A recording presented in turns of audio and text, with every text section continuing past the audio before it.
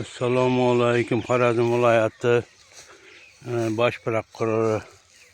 Mana bizning shu yana aytayotgan 20 metrga 20 metr degan yerdagi dehqonchiliklarım. Mana bu yoqlarimda daraxtlar ekib qo'yibman. Shu ko'z qarachig'ida saqlab qo'yibman. Lekin boshqadan mana buni bu yerda Qorasufonda yo'q edi beradi bularda ekilgan narsalarimni. Mana ko'z qarachig'ida qarab qo'ygan yerlari mana shu. Hurmatli bosh prokuror. Mana xo'jalig'ima kerak-kerakli ekib mana üzümler. Mana üzümler. Mana bu yerda parnik. Mana parnik. Prezident tamning bergani 21-yilda 21-yilda bergani 21-yilda bergan parnik ana shu. Buni shu yerga yerni menga dokumentlarni bermay ana shu yerga qo'yib qo'yibman. Prokuror bor. Shunga uchun net qilib dokumentasiya berman. Nechun nishib turaqlar, nerda turaqlar. Mana ahvollar shu yerda. Mana shunday.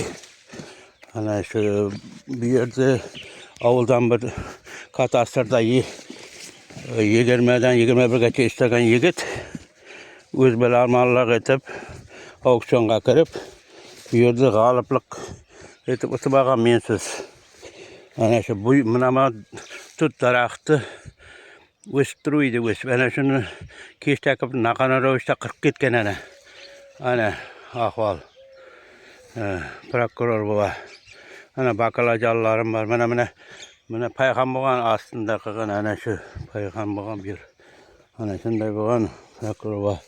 Bu narsalar mana ana shu. Dehqonchilik ana bu ana tallar 45 yıllık tallar. 45 yıldan beri qo'yibman tallarni. Mana ular 15 yıldan beri 20 yılda bo'ldi ekkan mana. Tut daraxtlar, tut tane daraxtlar. Mana tut daraxtlar. Ana bu yoqda jijalar. Prokuror baba, hurmatli prokuror.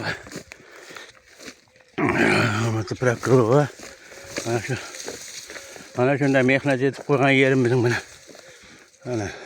Mana chiyalar. Chiya içine indi dehqonchilik xo'jalik ro'zg'orlar deb içine daraxt uncha ekib qo'ygan mevjud mana. Mana qarellar, mana jijalar. Ana bu aralarında yılgınlar ham var bir yanda yılgınlar ham. Yılgınlar ham ekib qo'yibman, yılgın daraxtdan ekib qo'yibman. Yılgın daraxtdan ekib qo'yibman mana. Mevali daraxtlar.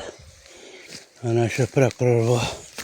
Çünkü menga bir amaliy yordam berishini so'rayman. Vay vay. Ana. Hazır bizning mana kestonlar piyazlar ekib qo'yibman. Piyazlar ekib qo'yibman mana. Piyazlar. Ana Qulupnay degan bu Gullan tumanida bormi yo'qmi bilmayman. Ana ekib qo'yibman men 2 yildan beri ana. Mana kashinslar. Fakat şu mening yerimde bular şu auksionga qo'ygan.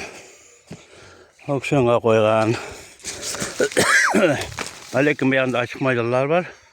Hech qanday auksionga qo'yilgan emas.